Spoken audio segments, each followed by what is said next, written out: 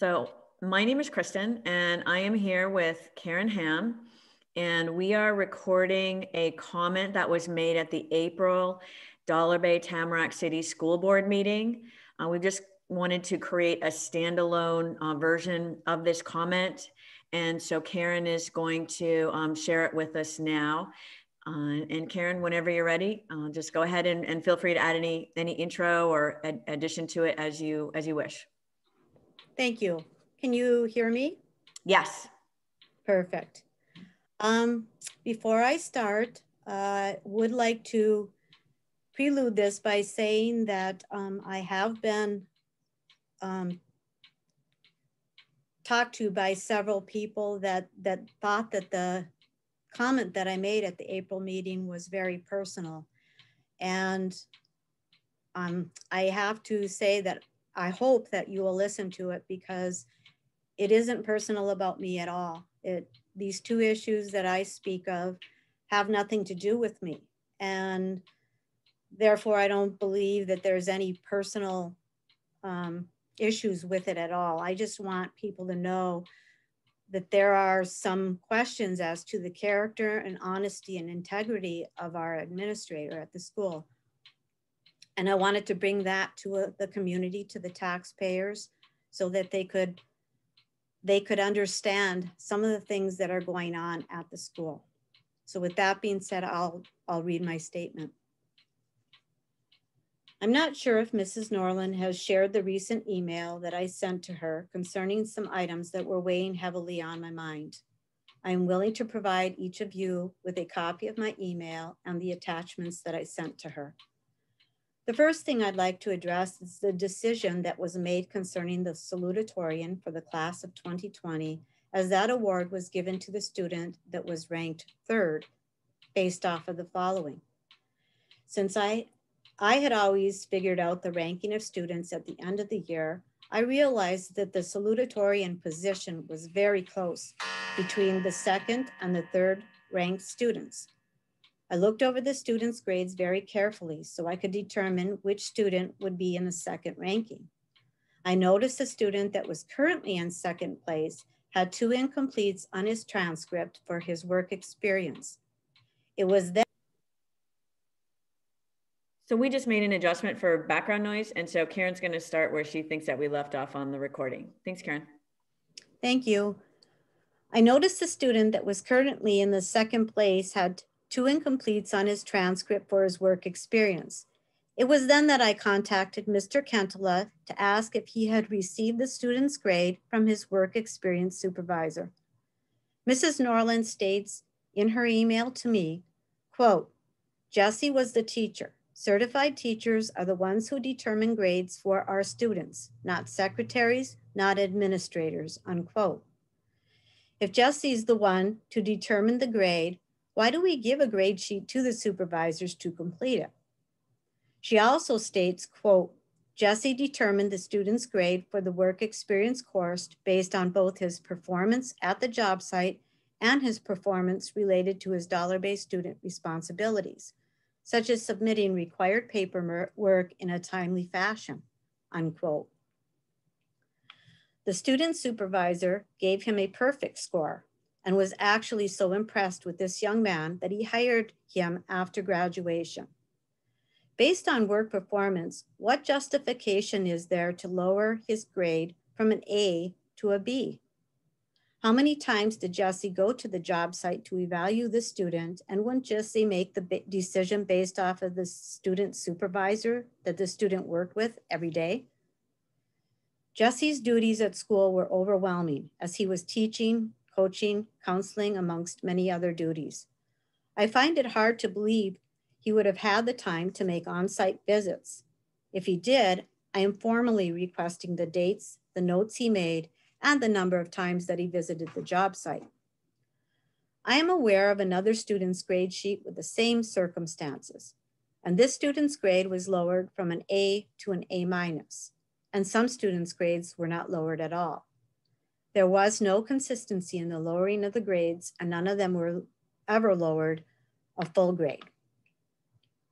Mrs. Norland also states that, quote, She and Jesse were both very surprised in this particular case that I decided to issue the student's grade rather than deferring to Jesse, unquote. I did contact Jesse, and he chose to contact Mrs. Norland instead of the supervisor.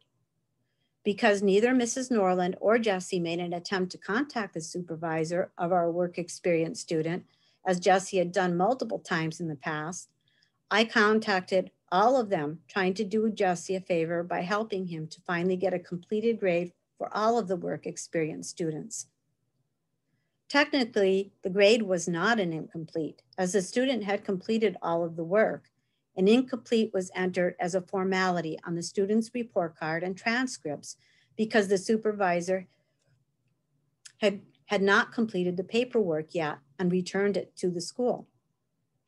Mrs. Norland's argument is that collecting the final grade sheet paperwork was the student's responsibility. In what other circumstance where students are leaving the building for educational purposes are they required to obtain the paperwork to determine their grade? We contact Michigan Tech, Gogebic Community College, Finlandia University, the career tech teachers to get those students' grades. So there is no other outside educational program where the student is required to obtain their grade. Again, where is the consistency? Why are they putting the responsibility on the work experience student? I have noticed many times when Mrs. Norland has placed blame on others, and here is a classic example. She clearly blames or credits Jesse for the grade change. Yet Jesse contacted her when I brought this to his attention, and she sent me an email saying the third place student would be our salutatorian. This decision was made prior to getting the grade sheet from the supervisor. I also have an email from Jesse that states he agrees with her decision. If neither one of them contacted the supervisor or waited until the grade sheet had been turned in based off of the grade the student's supervisor gave him and without her penalty, this student clearly would have been our salutatorian. I find it to be suspicious that the grade was lowered from an A to a B to help validate the final GPA to move the third place student as a salutatorian. In other words, Mrs. Norland manipulated the numbers so the final GPA would line up with her decision. I stated to her prior to this, numbers do not lie, people do. Both gentlemen in the second and the third place ranking are outstanding students, but I firmly believe in doing things with integrity and honesty. If Mrs. Norland were confident with her decision, why didn't she contact the students' parents to tell them that the salutatorian award was taken away from their son due to this lack of responsibility in collecting a grade sheet? Have you notified them yet? I asked the board, how would you feel if this were your child? In speaking with a former principal that I worked for, it was agreed that we never would have done anything like this before to a deserving student. And in my 32 and a half years at the school, we didn't. Until now. The second thing I'd like to address is the Borsum property. Mrs. Norland states, quote, nothing was amiss about some of us from the school and others that inquired going over to the Borsum house after the closing to grab some things before the demolition took place, and it certainly wasn't a secret, unquote. If it wasn't a secret, how come I didn't know about any of this until I received a phone call from Bob Borsum stating that there were thousands of dollars of his property missing? And if it were not a secret, why weren't other staff members aware of this? I wasn't alone in not knowing, and I would have stayed clueless to any of it if it were not for Bob's call. There wasn't a staff notification sent permitting everyone to participate. Mrs. Norland clearly admits it was a secret in this following statement, quote, we discussed letting more people know they could get any items they wanted before the house and everything in it was destroyed, but we realized safety might be a concern, and we decided against doing it, unquote. First off,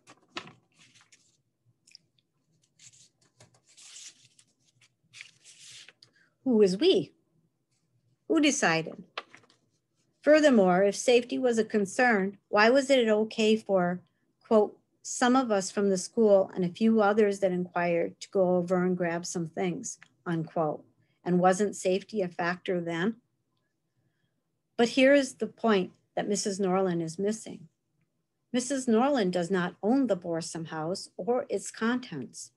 The house and all of its contents were owned by the school and its taxpayers. I can assure you that the taxpayers did not give permission for a few people to, quote, grab some things they wanted before demolition, unquote. Since we know there were things of value in the home, why weren't these items for sale to the community to help raise money for school supplies or other expenses? By grabbing a few things that didn't belong to them, what would you call that? If a person walked into a store and they grabbed some items that they wanted and didn't pay for them, what would you call that? I know people in this community are not okay with knowing the administration from the school and others are capable of taking things that do not belong to them. What repercussions would there be if staff members took things? As a concerned citizen and taxpayer, not to mention a former employee that has witnessed a lot in my 32 and a half years of employment, I expect our school board to seriously address these items and others that have been brought to their attention, including the no trespass order against 2 innocent taxpayers that have been banned from the school because they were perceived to be a nuisance by the administration.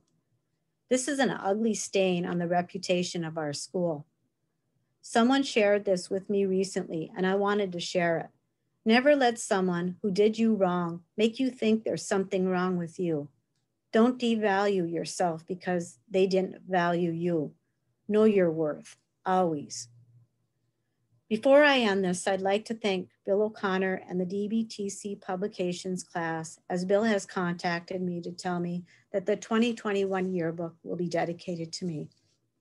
It's humbling, I feel blessed, and I feel honored. Thank you for your time.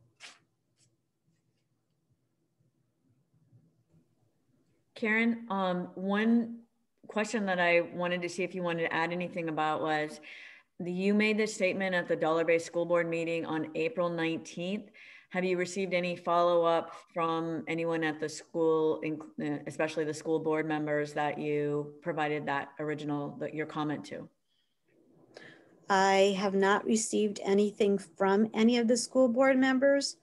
However, while I was speaking, Tara Janke left the meeting.